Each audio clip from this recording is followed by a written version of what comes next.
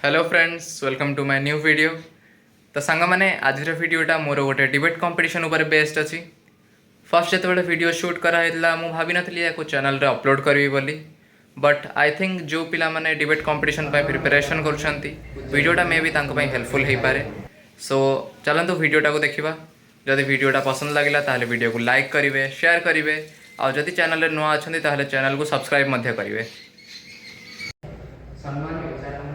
पूज्य गुरुजन और मोर प्रतियोगी भाई बहन 1 नंबर में आज आलोचनार विषय वस्तु होची you have no future without me, so let me be. वास्तव में जहाँ बिना मानव समाज परिकल्पना करने असंभव से आज निजे असुरक्षित से आउ केही नुहे बरं होची वृक्ष। वृक्ष सहित मानव समाज संपर्क आवाहमान काल रही आसी अछि। से केउ शुभलग्न होइतो जेतबेले आदि मानव सर्वप्रथम वृक्षर उपस्थिति निज जीवन सबुठार बड़ आकर्षण मन करतो। से केउ शुभलग्नर कथा जेतबेले आदि मानव खाद्य अन्वेषण पाई जंगल अभिमुखे यात्रा करथिबो एवं प्रत्यावर्तन विलंब देखि वृक्षर अंतराल रे आत्मगोपन करथिबो। से केते सौ वर्ष तळर कथा इतिहास विद्यार सठिक ठिकाना रखि पारि नाही, किंतु उक्त प्रसंग संपर्क रे आलोचना करिया समय तीनोटी कथा मन आसଥାଏ। प्रथमतः वृक्ष, द्वितीयटी होछि मनुष्य एवं तृतीयटी होछि जीवजगत तथा आम समाज। वृक्षर सृष्टिला मानव समाज हित साधन रहଥାଏ।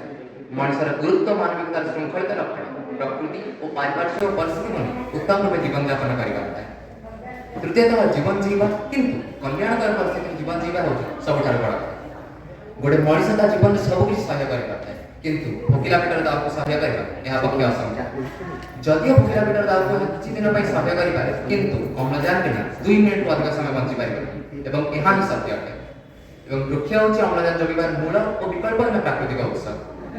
विश्वर सर्वश्रेष्ठ प्रामाणिक ग्रंथ भारतीय वेद, उपनिषद, पुराण इत्यादि वृक्ष को देवत्वर आसन में आसीन करा जाय अछि।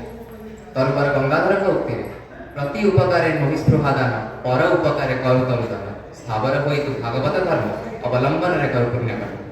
एणु वृक्षर कर्म पूजार योग्य एवं एହାର आवश्यकता सम्मान योग्य। वृक्ष और मानव समाज परस्पर परिपूरक। वृक्ष बिना मानव समाज स्थिति असंभव एवं मनुष्य व्यतिरिक्त वृक्ष आपाततः मूल्यहीन। आम वृक्षर आवश्यकता गुड़िक अत्यंत मूल्यवान। उदाहरण स्वरूप वृक्ष जो पुष्टिपात होता है, मृत्तिका संरक्षण वृक्षर अवदान अवर्णनीय। वृक्षठार आम आवश्यक द्रव्य जपरी खाद्य, वस्त्र, बासगृह, फल, फूल, छाई इत्यादि पाई।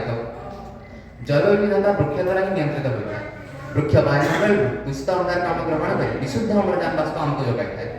वृक्षर उपस्थिति मानव समाज सौंदर्य को वृद्धि कर अनेक औषधीय वृक्षर आम औषध पाई निज शरीर को सुस्थ तथा निरोग रखिपार।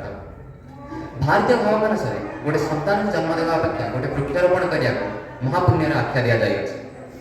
गोटे वृक्षटी को काटिदेवा साधारणतः 2 ରୁ 3 मिनिटर कथा, किंतु वृक्ष को रोपण कर जत्न सहकार बढ़ाइबा सहज कथा नुहे। आम समाज में वृक्ष छेदन को एक अपराध हिसाब से ग्रहण कर केवल दूषित चिंताधारा संपन्न व्यक्ति ही यह अपराध कर। पल्ली कवि नंदकिशोर कही रह आरे काठुरिया न पकाओ हाणी शुण कान डेरी थरे ए गछ कहानी। आधुनिक जुगर मनुष्य ज्ञान और प्रजुक्ति विद्या क्षेत्र में निजक जिते दक्ष मन कले जंगल परिमाण दिनक दिन भाव कमिबार लगी। शिल्प प्रतिष्ठा, कल कारखाना एवं जानवाहन मात्रा द्रुत मात्रा वृद्धि पाई परिवेश दूषित होउछि। सहर मानक गछ तो नहीं रही केतेक कंक्रीट जंगल। यह सहित स्थाने स्थाने गछ मान भ्रम सृष्टि करने जपरी कार्यालय मानक रास्ता कड़े तथा गृह सम्मुखें लगी केतेक शौकीन वृक्ष। मात्र ये शौकीन वृक्ष एवं कंक्रीट जंगल द्वारा आम आवश्यकता पूरण हो पार ना। आम समाज में मानव भाव जंगल एवं वृक्ष उपर निर्भर कर वृक्षर विकास निमंते जनसचेतनता एवं ये सहित लोक मान आत्मज्ञान विकास नितांत आवश्यक। यदि वृक्ष लोप पाए तो मानव समाज निश्चिन्न हो। एणु प्रत्येक मनुष्य निकट प्रत्येक वृक्ष दायबद्धता भाव निहाती रहा आवश्यक। ये मोर वक्तव्य शेष करुँच। धन्यवाद। जय हिंद।